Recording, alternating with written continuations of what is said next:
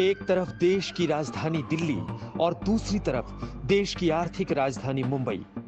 दोनों की आबादी करीब 2 करोड़ है। देश के दोनों महानगरों में कोरोना की रफ्तार अपने चरम पर है। मरीजों की बढ़ती तादाद सिस्टम और सरकार की पूरी व्यवस्था की पोल खोल रही है। बेड मिला तो ऑक्सीजन नहीं, ऑक्सीजन का बंदोबस्त हुआ तो आईसीयू बेड की भीषण कमी। गुरुवार को ही मुंबई में संक्रमित नए मरीजों की संख्या 3056 थी, जबकि 69 की मौत इलाज के दौरान हुई। मुंबई में कोरोना के 55,601 एक्टिव मरीज हैं। 96 कंटेनमेंट जोन है। 565 बिल्डिंग सील की गई है। दिल्ली की हालत देख लीजिए। दिल्ली में 90,629 एक्टिव केस है। 47,704 कंटेनमेंट जोन है। अप्रैल से तुलना करें तो कंटेनमेंट जोन्स की संख्या में कुल उछाल 1349% का है।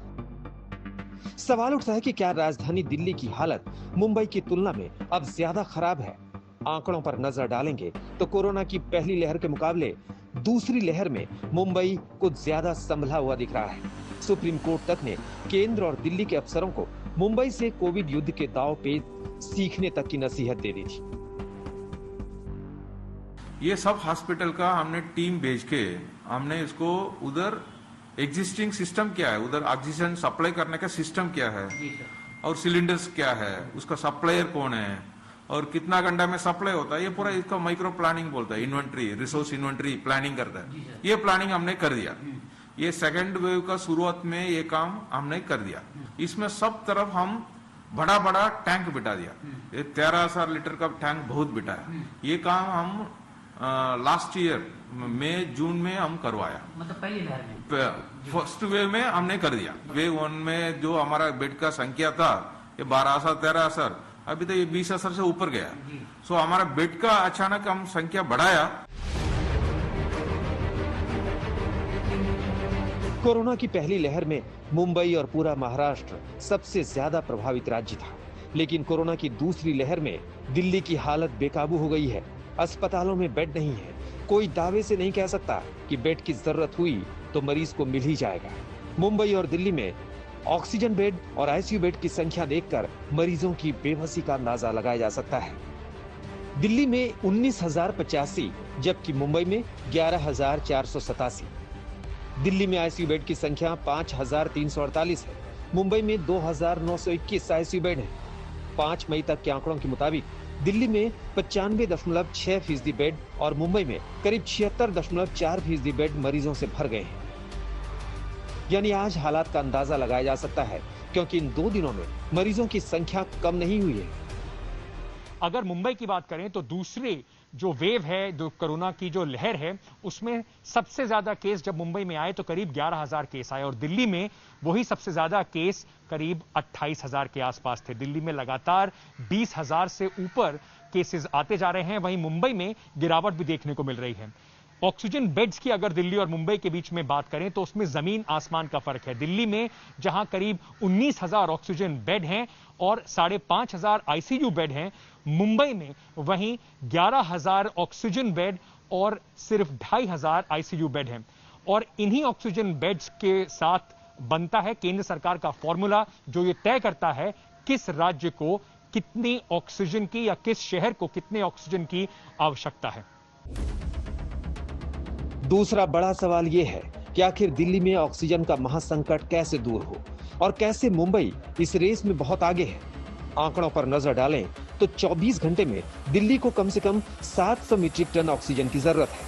वहीं मुंबई के अस्पतालों को 245 मीट्रिक टन ऑक्सीजन चाहिए। दिल्ली को अभी हर रोज 450 मीट्रिक टन ऑक्सीजन की सप्लाई हो रही है, जबकि महाराष्ट्र को फिलहाल 1700 मीट्रिक टन ऑक्सीजन चाहिए। सूत्रों के मुताबिक महाराष्ट्र करीब 1200 मीट्रिक टन ऑक्सीजन का उत्पादन खुद कर रहा है। यानी दिल्ली अपनी ऑक्सीजन जरूरतों के लिए पूरी तरह केंद्र सरकार और दूसरे राज्यों की मदद पर निर्भर है। दिल्ली और मुंबई में एक बहुत बड़ा बुनियादी फर्क भी है। जहां महाराष्ट्र, जिसको करीब 1700 मैट्रिक टन ऑक्सीजन की आवश्यकता होती है, उसमें से 1200 मैट्रिक टन महाराष्ट्र खुद उत्पाद करता है और 500 मैट्रिक टन बाहर से आता है।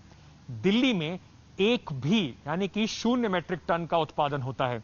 दिल्ली में सारा जो ऑक्सीजन है उसका एलोकेशन केंद्र सरकार करती है और वो ऑक्सीजन बाहर से आता है।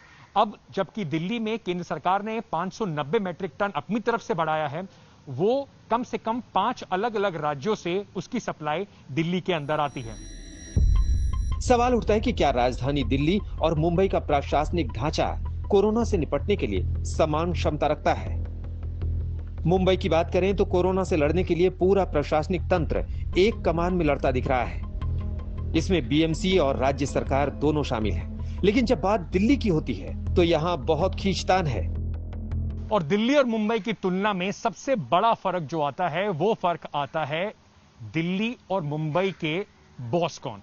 जी हां, जहां मुंबई में चेन ऑफ कमांड बिल्कुल क्लियर है, स्टेट गवर्नमेंट उसके अधीन आती है। मुंबई की बृहन मुंबई म्युनिसिपल कॉरपोरेशन इस समय शिवसेना की सरकार है और शिवसेना ही बीएमसी में काबिज है। तो वहां पर एक सेंट्रलाइज कमांड और जो स्ट्रक्चर है उसे बनाने में आसानी मिलती है। एक तरफ से आदेश जाता है, उसका पालन आसानी से हो जाता है। वहीं दिल्ली में आइए, दिल्ली में केंद्र सरकार के अलग अस्पताल हैं, दिल्ली सरकार के अलग अस्पताल हैं, एमसीडी का अलग इलाका है, साथ ही साथ एनडीएमसी का भी एक क्षेत्र है। इन सब के बीच में दिल्ली में हमेशा यह कंफ्यूजन बनी रहती है कि किसकी बात सबसे ऊपर रखी जाएगी। वायरस का खतरा और चुनौतियां एक हैं, लेकिन निपटने की क्षमता अलग अलग। ये तथ्य सिस्टम की पोल खोलता है। ये बताता है कि जब कोरोना की ताकत बढ़ रही थी तो हमारी व्यवस्था ठंडी पड़ रही थी और बिखर रही थी। पहली लहर में जो राज्य चोट खाने के बाद अपने संयोजन के प्रति सतर्क हो गए, वहां हालात कुछ बेहतर हैं। हालांकि कोरोना की सुनामी और लाशों के ढेर के बीच बेहतर शब्द को सार्थक होने में समय लगेगा। दिल्ली से अंकित त्यागी के साथ आज तक ब्यूरो।